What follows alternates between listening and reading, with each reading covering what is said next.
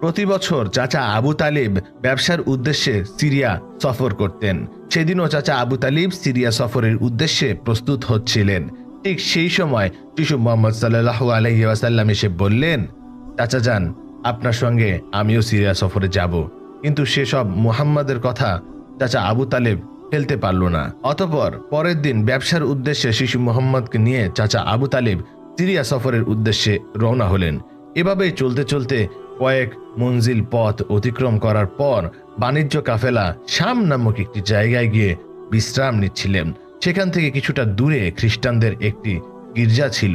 সেই গির্জায় খ্রিস্টানদের একজন ধর্মগুরু ছিল, যে সেই জামানার সবচাইতে মহাপণ্ডিত ছিল। কাফেলা যখন আবার চলতে শুরু করলো, তখন ওই খ্রিস্টানদের ধর্মগুরু লক্ষ্য করে দেখল কাফেলার সাথে সাথে যে ছোট শিশু নবী আছে, তার ঠিক মাথার উপর একখণ্ড মেঘ আছে, তার মাথার উপর ছায়া দিতে দিতে সরে আসছে। এটা দেখে তিনি অবাক হয়ে গেলেন। খ্রিস্টান ধর্মগুরু খুব শীঘ্রই তাদের ধর্মগ্রন্থ পড়ে বুঝলেন, নিশ্চয় কাফেলার ভিতর আখেরি জামানার শেষ নবী রয়েছে। তখন তিনি খুব দ্রুত তাদের একজন লোককে ডাকলেন এবং বললেন, তোমরা যাও, ওই কাফেলার সকলকে ডেকে আনো, তাদেরকে আমার দাওয়াত দাও। এই কথা শুনে তারা সেখানে চলে গেল এবং তাদেরকে বলল, প্রিয় ভাইয়েরা, আমাদের ধর্মগুরু আপনাদের সকলের দাওয়াত করেছেন, এই দাওয়াত আপনারা কবুল করুন। অতঃপর কাফেলার সকলেই ওই গির্জায় চলে আসলেন। তারপর খ্রিস্টান ধর্মগুরু কাফেলার সকলকে পেট ভরে খাওয়ালেন। অতঃপর কিছুক্ষণ পর খ্রিস্টান ধর্মগুরু আবু তালিবকে বললেন, হে কাফেলার সর্দার, নিশ্চয় শিশুর পিতামাতা ইন্তেকাল করেছেন। আবু তালিব বললেন, হ্যাঁ, আপনার অনুমান সত্য, তারা ইন্তেকাল করেছে। এখন আমি তাকে লালন পালন করি। তখন খ্রিস্টান ধর্মগুরু বললেন, এই কাফেলার সর্দার, শুনে রাখো, আপনার ভাতিজা নিশ্চয় আল্লাহর শেষ নবী হবেন। তার পৃষ্ঠদেশে মোহরের নবুয়ত কথিত আছে। কেননা ইহুদি নাসারাগণ এটা জানতে পারলে, চিনে ফেললে, তারা শেষে মোহাম্মদকে প্রাণনাশের চেষ্টা করবে, এতে কোনো সন্দেহ নেই। তখন চাচা আবু তালেব বললেন, আপনি এই খবর কিভাবে জানলেন? খ্রিস্টান ধর্মগুরু বললেন, আমি তাওরাত কিতাবে এই ঘটনার বর্ণনা পেয়েছি। তুমি যাও, তোমার ভাতিজাকে এখানে ডেকে আনো। তখন চাচা আবু তালেব শিশু মোহাম্মদ সাল্লাল্লাহু আলাইহি সাল্লামকে সেখানে আনার জন্য চলে গেলেন। কিছুক্ষণ পর খ্রিস্টান ধর্মগুরু দেখলেন আবার একটি কাফেলা রওনা হচ্ছে। তখন খ্রিস্টান ধর্মগুরু সেখানে গেলেন এবং তাদেরকে জিজ্ঞাসা করলেন, আপনারা কারা আর কোথায়, কি জন্যই বা যাচ্ছেন? তখন তারা উত্তর দিল, আমরা রোম দেশের সৈন্য। আমাদের বাদশাহ আমাদেরকে পাঠিয়েছে যে দুনিয়াতে নাকি আখিরি নবীর আবির্ভাব হয়েছে অনেকদিন আগেই। আমরা তার সন্ধান করছি, তাকে খুঁজে পেলে হত্যা করে দেব। আপনি কি তার কোনো সন্ধান দিতে পারবেন? তখন খ্রিস্টান ধর্মগুরু বলল, তোমরা বৃথাই তাকে খুঁজে বেড়াচ্ছ। আল্লাহ তাআলা যদি সত্যি তার শেষ নবীকে দুনিয়াতে পাঠিয়ে থাকেন, তবে তো তিনি নিজেই তাকে হেফাজত করবেন, কারণ এমন সাধ্য নেই যে তাকে হত্যা করতে পারবে।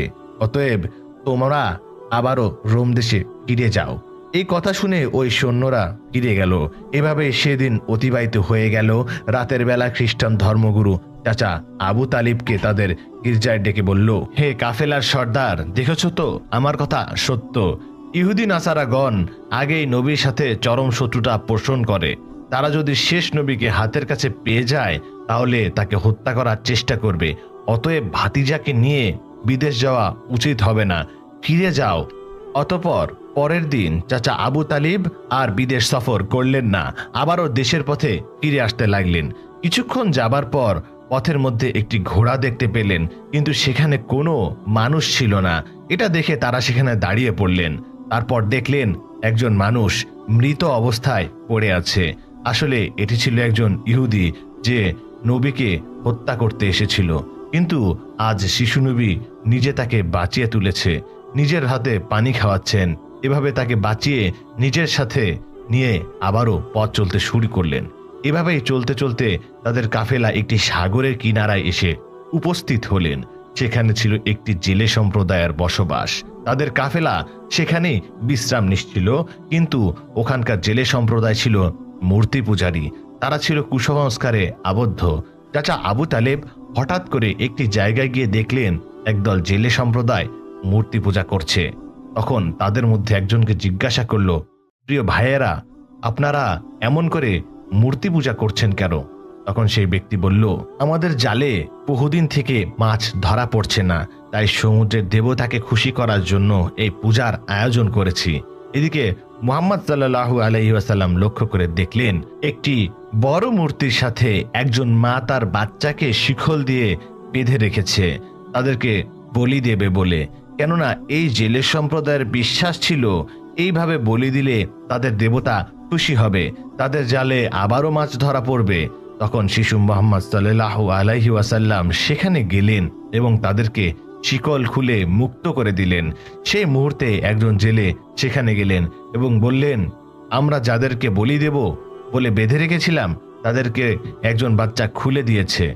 এটা শুনে তারা সবাই অতি দ্রুত নবীকে ধরতে সেখানে যেতে লাগলো। তখন চাচা আবু তালেব তাদেরকে থামাতে গেল, আর সেই সাথে সাথেই তারা সবাই দেখতে পায় সমুদ্রের কাছেই বড় মূর্তিটি আপনা আপনি ভেঙে পড়েছে। সমুদ্রে ঢেউ উঠেছে আর সেই ঢেউয়ের সাথে অনেকগুলো মাছ উপরে উঠে এসেছে। এটা দেখে সমস্ত জেলে সম্প্রদায়ের মানুষ অনেকগুলো মাছ ধরল এবং তারা নিজেরা অনেক খুশি হয়ে গেল। এটা দেখে আবু তালেব অবাক হয়ে যায়। আসলে নবীজি তখন সমুদ্রের ধারে দাঁড়িয়ে আল্লাহর কাছে দোয়া করছিলেন। নবীজির দোয়ার বরকতে আল্লাহ তাদেরকে মাছ দিয়েছিলেন। তারপর তাদের কাফেলা মক্কার দিকে রওনা হলো।